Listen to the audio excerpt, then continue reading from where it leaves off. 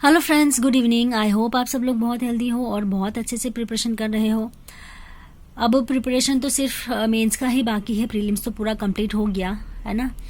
तो ये वीडियो शुरू करने से पहले मैं आप सबसे माफ़ी चाहूँगी, क्योंकि मैंने जो करंट अफेयर्स का वीडियो था, study with me current affairs video, वो अपलोड नहीं किया लास्ट वीक को। मतलब ये पूरा वीक कंप्लीट वीक ही मैंने अपलोड नहीं कर पाई, क्योंकि मेरा फोकस था कि SBI PO का प्रीलिम्स निकले ताकि मैं मेंस में बैठ सकूं। वो होगा नहीं होगा वो बात का प्लान है, लेकिन मैं मेंस बैठना चाहती थी। तो मैं चाहती थी कि SBI PO का प्रीलिम्स मेरे निकले, तो उसमें थोड़ा फोकस था, तो इसलिए रुक गया था, वो होल्ड में रखा है मैंने करंट अफेयर्स। और आज करने का प्लान था कि एग्जाम खत्म होते मैं घर जाऊंगी, खाना वाना खा के करंट अफेयर्स पढ़ना स्टार्ट कर दूंगी। वो सोचा था, लेकिन लेट हो गया आते आते, तो वो नहीं हुआ। कल से वो शुरू करूंगी।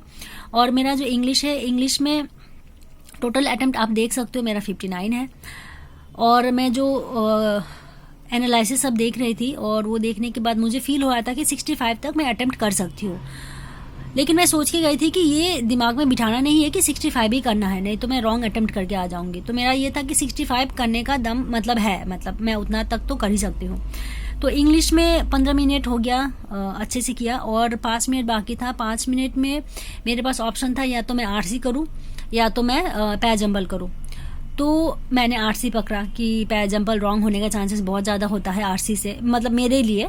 तो मैंने RC पकड़ा। RC मुझे समझ में ही नहीं आया वो बोलना क्या चाहता है। मतलब प्रैक्टिस कम होने की वजह से भी ये हुआ है। मेरा इंग्लिश में बहुत ही ज़्यादा प्रैक्टिस कम होता है as compare to other subjects. तो उसमें मेरा 5 मिनट वेस्ट हुआ, और मतलब क्या ही बोलूँ, मतलब और ज़्यादा अगर मैंने पैर जंबल छुए होते, पकड़ा होता, तो उसमें 3 क्वेश्चंस तो मेरे बन जाते। तो यहाँ पर 19-20 हो सकते थे, उसमें मेरा गया। और क्वांट में मैं सेटिस्फाइड नहीं बोलूँगी, 2 अटेम्प्ट और हो सकते थे मेरे। अरिथमेटिक में अगर थोड़ा सा स्पीड ज़्यादा होता तो 2 अटेम्प्ट और होते, क्योंकि मैंने क्या किया, मैंने अप्रोक्सीमेशन किया, और मिसिंग नंबर सीरीज था, और उसके बाद DI किया। और दूसरा DI मैंने देखा, वो मुझे लगा ट्रिकी लगा, उसमें मैं फंस सकती हूँ, तो मैंने वो छुआ ही नहीं। और इसीलिए मैंने अरिथमेटिक में मैंने जंप किया। और अरिथमेटिक भी थोड़ा सा आज वेरिएबल से ही था, तो वो देखते ही मुझे डर लग रहा था, तो मैंने वो नहीं किया। जो डुएबल था वो मैंने किया। 5 किए, और 2 बन सकते थे। थोड़ा सा स्पीड अगर और होता तो 22 हो सकते थे, लेकिन मैं इसमें ठीक है, फंसी नहीं, ठीक है वो, मतलब ठीक है वो। और रीजनिंग में मैं सोच के गई थी कि चलो इंग्लिश और क्वांट में तो अब नहीं कर सकती मैं कुछ भी, लेकिन रीजनिंग में मैं कर सकती हूँ। और 3 दिन से मैं कोशिश कर रही थी रीजनिंग में ज़्यादा प्रैक्टिस करूँ, रीजनिंग में ज़्यादा प्रैक्टिस करूँ, लेकिन हो ही नहीं रहा था, क्योंकि क्या सब हो ही रहा था घर में। तो मेरा फ्राइडे, सैटरडे, संडे एकदम ही प्रैक्टिस नहीं हुआ रीजनिंग में। तो इसके लिए थोड़ा सा अटेम्प्ट कम भी हो गया, क्योंकि सिमिलर टाइप का आया था। जो मैंने मेमोरी बेस किया था उसी टाइप का आया था। थोड़ा और ज़्यादा अच्छा से प्रैक्टिस करती तो मेरा रीजनिंग में अटेम्प्ट 30 के आसपास हो सकता था। इसमें मैंने क्या किया वो बताती हूँ। मैं फंसी नहीं, लेकिन लास्ट में, मतलब मैं लास्ट वाला पजल तो जो है उसमें मैं फंसी। जब सब कुछ अच्छा हो रहा था, मतलब बिना फंसे हो रहा था, तो मुझे अच्छा लगा था। मुझे लग रहा था कि चलो 27-28 तक तो हो जाएगा।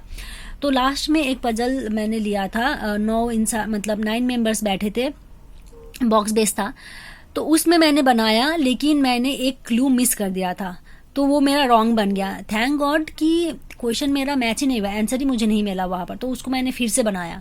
तो वहाँ पर मेरे कम से कम 2 मिनट एक्स्ट्रा, 2-2.5 मिनट एक्स्ट्रा चला गए।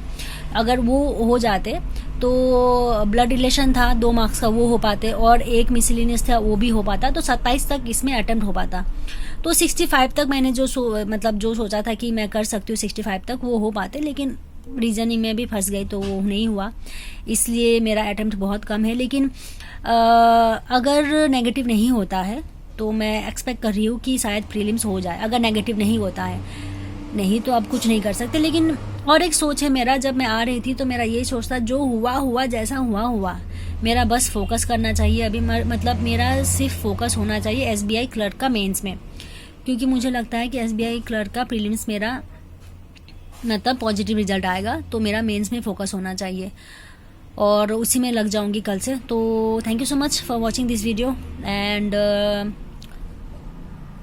All the best for upcoming exams.